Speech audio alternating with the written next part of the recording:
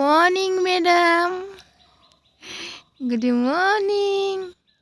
তুমি উঠে পড়েছ?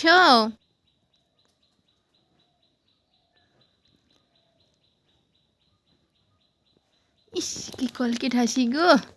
উলি বাবা ডলি, উলি বাবা ডলি।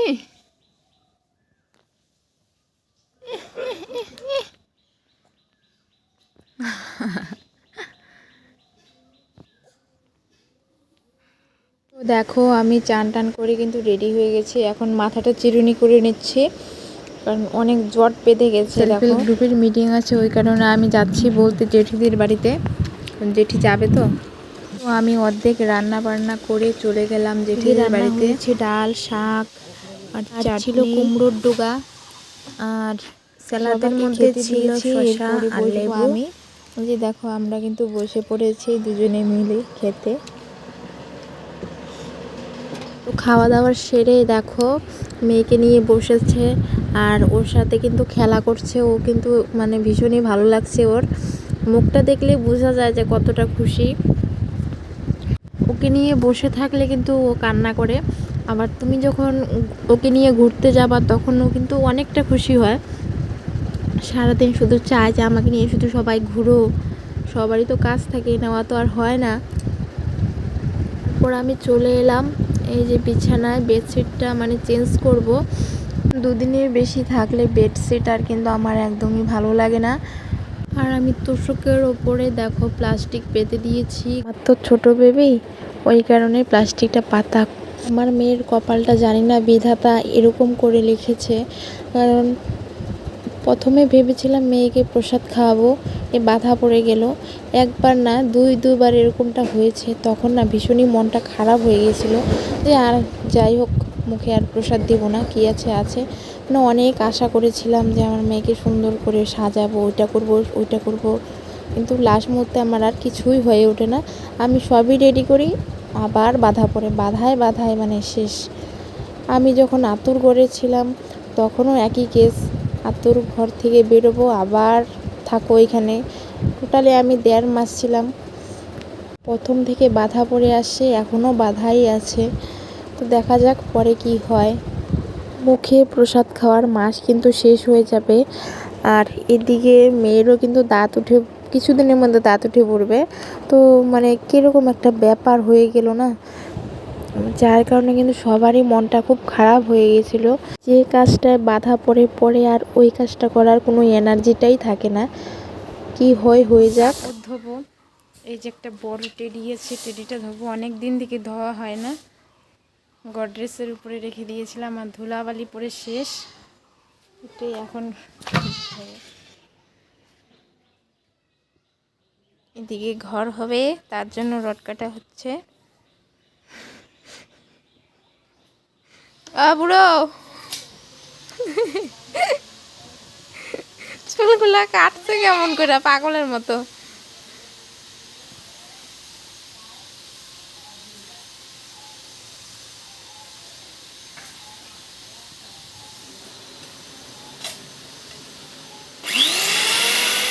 ওই দেখো এখানে দুপুরবেলা সবার জন্য নিয়ে এসি, তরমুজ আছে, তারপর কমলা আছে আর আপেল আছে। আমরা সবাই খাবো, আমরা সবাই খাবো। আমার শাখাটা না আজকে বেড়ে গেছে আবার, মাত্র এই 3 দিন হলো না 4 দিন হলো পড়েছি, বাস আজকে শেষ কাপড় ধুইতে গিয়ে।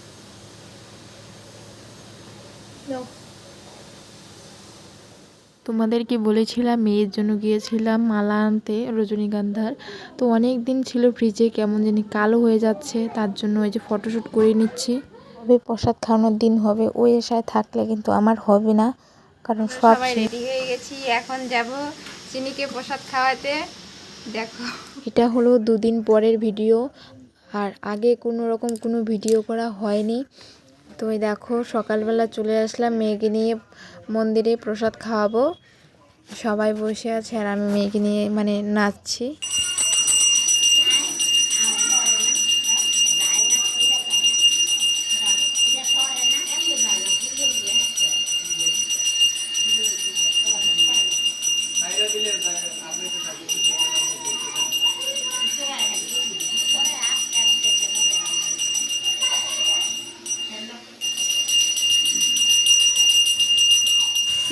গুলুমুলু করে বসে আছে আর ভাবছে আমি আজকে খাবো। কি মজা কি মজা দেখো। আর ভাবছে আমি কখন খাবো আর আমার কখন সময়টা হবে, এটাই ভাবছে। দেখো খাওয়ার জন্য কিন্তু ওই যে বসিয়ে দিচ্ছি, ও কিন্তু এখনই প্রসাদ খাবে। এদিকে কলম, খাতা কলম দেওয়া আছে।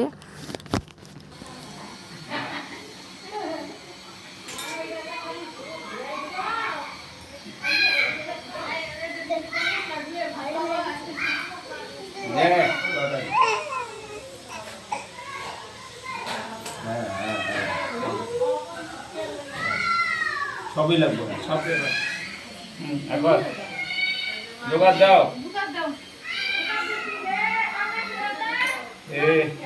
দেখি দেখি মোনা, এদিকে নে নে নে।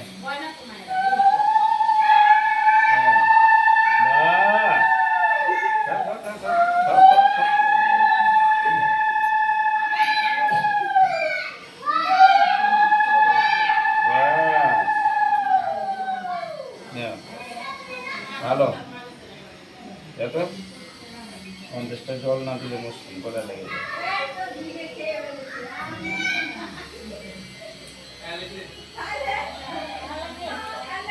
দেখি সুন্দর সময় লাগে।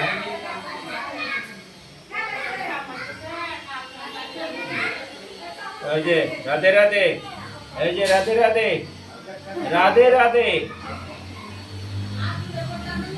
আরেকবার, আরেকবার, তিনবার, আরেকবার, আরেকবার, বাস রাধে রাধে।